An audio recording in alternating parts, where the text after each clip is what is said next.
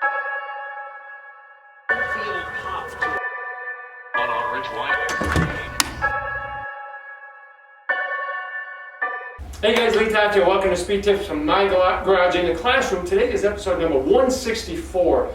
Still answering the questions that you sent in. This question has to do with what do we do about athletes in max velocity sprinting that have ankle collapse? So that was the question, okay? So there's many factors to that, so I guess it depends on what you're talking about. But basically, what I'm assuming that the question you're asking is, when the athlete sticks the foot into the ground and they go into pronation, the foot flattens down, and so it looks like the ankle's rolling to the inside, okay?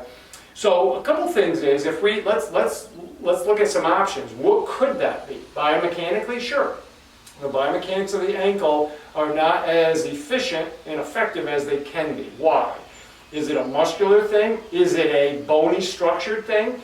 Is like if you look at me, I am extremely bow-legged. Look at the angles that I'm coming in at, as where you get other people that when they stand straight up, they actually have a leg angle like this, versus again, mine is on the outside.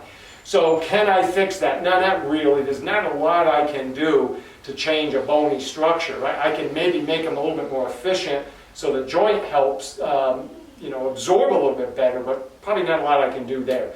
But let's say if we have a person, every time they touch, they just collapse a lot. Why don't we build strength in the foot, in the ankle, and the lower leg? Let's build strength there. Let's not worry too much about up here right now. This is going to be a part of it, the core and the hip. But if we can just do drills like, for example, if I take my slant board, and I like to do this with my athletes, okay? So what they'll do is, it's kind of like doing pogo jumps, okay, where you jump like this, but I like to do it on the board where I never give them a chance to get down into that collapsed, pronated position, because I have them hit before the foot gets down there, okay? So it's going to look like this. We're going to go and we're going to hit it.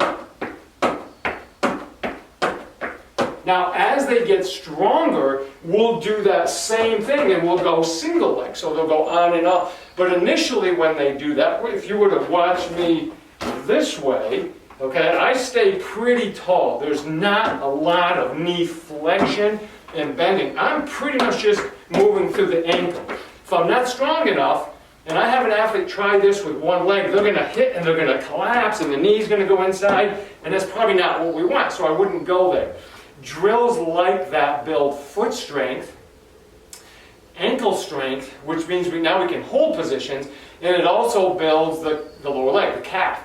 So the muscle and the tendon work better together. That muscle, if I can get that stronger, it allows the tendon to use its elastic properties to be able to move the body quicker, right? So then maybe I'm not yielding so much and I'm not collapsing as much. So a lot of times it's an elastic energy issue, or it's a strength issue and they just can't hold it. So simple drills like that, even get them back, and maybe they need some good heel raise work. Get them strong enough, or to be able to hit a position. This is one thing we'll do with our athletes, is we'll have them get into a semi-squat, lift the heels off, and just be able to hold that position and then build the strength in that particular position.